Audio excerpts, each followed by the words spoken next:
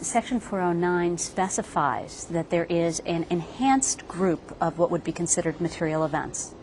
Companies are required to file these material events within 4 business days of the identification of that material event.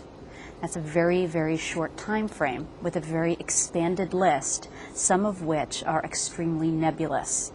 Now, what would constitute a material event is sort of all over the map. It can be anything from, changes in management. The CEO or the CFO has left the company. Novell, for instance, just announced that they had a change of management. That would have been done pursuant to something like a Sarbanes-Oxley Section 409 requirement. There are other events, material events, which are far more nebulous, like my ERP system has completely crashed, taken my business offline for a week, which may constitute an event that is reportable under 409. There are 3 basic types of events. Those events which are absolute. Your CFO, your CEO has quit, that becomes a reportable event. There are a second category, which are bright line thresholds. Those are material events that must be reported if the company warrants that it's a material event. So, for instance, a percentage of their fixed assets has been sold, over 10% of their fixed assets. There's a third category of what would constitute sort of the vague and nebulous material category, which one would consider to be material if a reasonable man were to look at that event and recognize that event as a material event. So the approach is a reasonable man approach. With Section 409, I think as far as the best practices are concerned, there are 2 ways to look at it. One is from a corporate perspective. There have to be a set of processes and procedures as well as organizational structures that make it possible for organizations to identify, analyze, and report those material events on in a timely basis.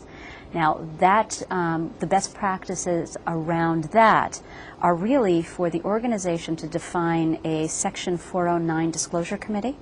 The disclosure committee would be represented by senior managers, members of the IT organization, members of HR, legal, etc. That group would have at its disposal a list of what would be considered material events for the company, triggerable events, so to speak. Those would be the events defined by the SEC, as well as any other events that have been defined by the corporation itself.